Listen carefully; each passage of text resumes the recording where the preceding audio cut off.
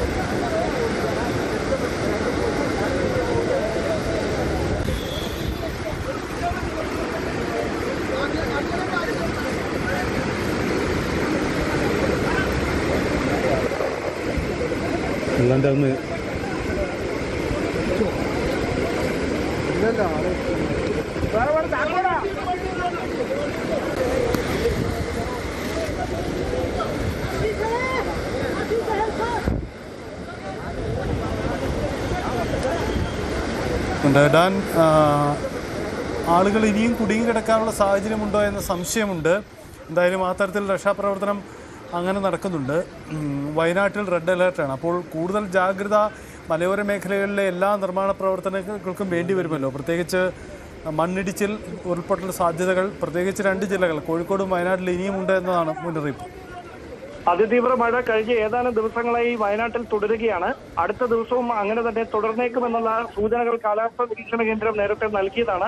ഇപ്പോൾ അപകടം ഉണ്ടായിരിക്കുന്ന മീനാക്ഷി പാലത്തിന് അടുത്തുൾപ്പെടെ ഈ മണ്ണിടിച്ചിൽ ഉണ്ടാകാൻ സാധ്യതയുള്ള സ്ഥലങ്ങളിലേക്ക് ആളുകൾ കൂട്ടമായി എത്തരുതെന്ന കൃത്യമായ നിർദ്ദേശം നേരത്തെ നൽകിയിരുന്നതാണ് എന്ന വിവരമാണ് ഔദ്യോഗികമായ ഒരു വിശദീകരണം പോലെ റവന്യൂ വകുപ്പ് നൽകുന്നത്. പക്ഷേ അത് കൂട്ടാക്കാതെയാണ് അവിടേക്ക് ആളുകൾ എത്തിയത്. കാരണം എല്ലാ മഴക്കാലത്തും ഇങ്ങനെ ആളുകൾ ഇതൊരു പരിചിത കാഴ്ചയായി മാറിയിട്ടുണ്ട്. ഈ അതിതീവ്ര മഴ ഇങ്ങനെ പെയ്യുന്നതും മണ്ണിടിയുന്നതുമൊക്കെ കണ്ടുകൊണ്ട് നിൽക്കാനായി ഉൾപ്പെടെ ആളുകൾ അവിടേക്ക് എത്തുന്നതാണ്.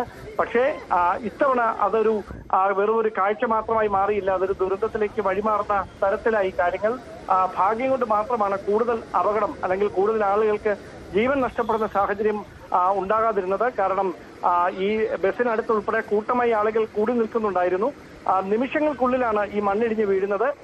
അവിടെ നിന്ന് ഓടി മാറിയത് കൊണ്ടാണ്, അല്ലെങ്കിൽ കൂട്ടമായി നിന്ന ആളുകൾ പല വഴികളിലേക്കായി ചിതറി ഓടിയത് കൊണ്ട് മാത്രമാണ് ഈ മണ്ണ് അവരുടെ മുകളിൽ പതിക്കാതിരുന്നത്. പക്ഷേ ഇപ്പോഴും 4-5 പേരുടെ കാര്യത്തിൽ സംശയം തുടരുകയാണ്.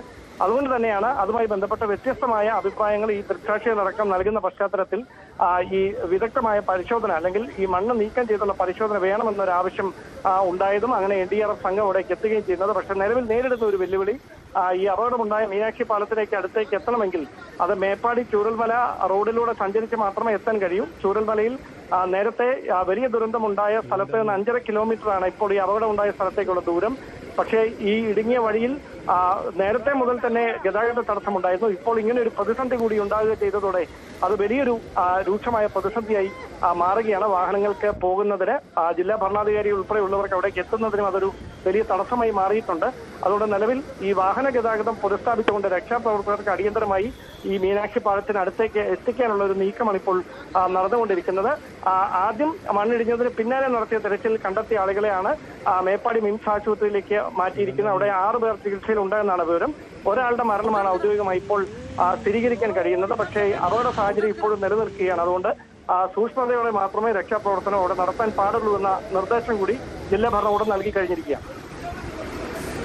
യെസ്, അതാണ് സാഹചര്യം. എന്തായാലും സൂക്ഷ്മതയോടുകൂടിയുള്ള ജില്ലാ പ്രവർത്തനങ്ങൾ അവിടെ വേണമെന്നതാണ് നിർദ്ദേശം. അതാണ് ഇപ്പോഴത്തെ സാഹചര്യം, അതാണിപ്പോൾ സംഭവിക്കുന്നത്. കൂടുതൽ വാർത്തകൾക്ക് News 18 Keralam YouTube channel subscribe ചെയ്യുക.